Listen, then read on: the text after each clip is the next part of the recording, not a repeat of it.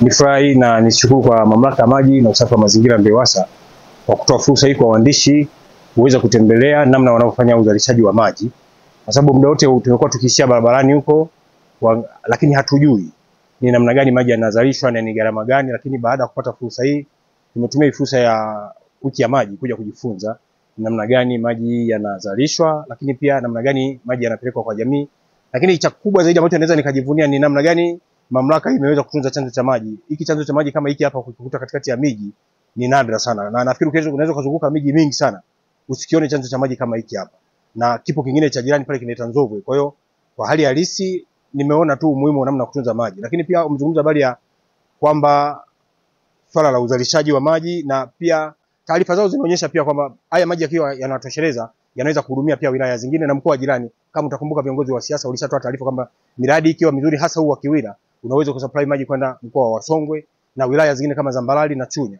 Kwa hiyo ni swala la kuishukuru serikali kwa kuendelea kukabiliana na changamoto ya maji hasa kwenye maeneo yetu haya ya Mbeya, lakini na mikoa jirani, kwa lengo la kumtolea mwananchi changamoto ya maji katika maeneo wanayoishi. Kwa majina naitwa Fatna Suleiman, ni mdau wa maji na ni mwanahabari.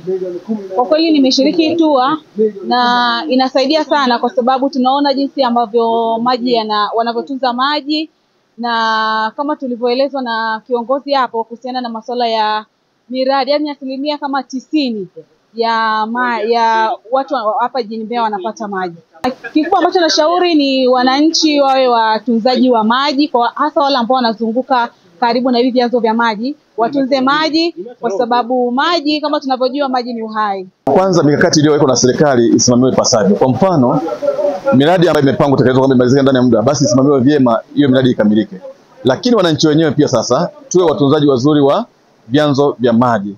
Tumeshuhudia mwaka huu kidogo kumechelewa, kumekuwa na ukame, hata mazao yameharibika, ni kwa sababu tu ya ukosefu wa elimu ya utunzaji wa vyanzo vya maji. Kwa hiyo elimu ikipatikana vizuri, na imani baada ya siku kadhaa tutakuwa ni watu ambao tunanufaika na maji. Maji ni kila kitu. Mwili wa mwanadamu ni 75% ni maji. Ardhi ni 75% ni maji. Sasa kwa maji utakwenda wapi? Kwa hiyo lazima tutunze vyanzo vya maji kwa mustakabali wa wai wetu. Naitwa Epifania Michael na toka Access FM Radio.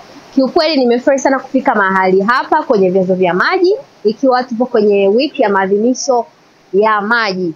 Basi nina kila sababu ya kuwashukuru idara ya maji kuja kutembelea katika vyanzo hivi, kwa sababu tumejifunza mambo mengi sana.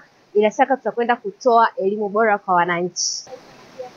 Kitu ambacho nimejifunza ni kwamba huenda wananchi wanalalamika bila kujua hawa watu wanapambana kiasi gani kuhakikisha wanakamilisha adha hii ya maji. Kwa hiyo kitu kikubwa nilichojifunza ni kwamba idara ya maji bado inapambana kuweka swala hili la maji ili kila mwananchi aweze kupata huduma iliyo bora.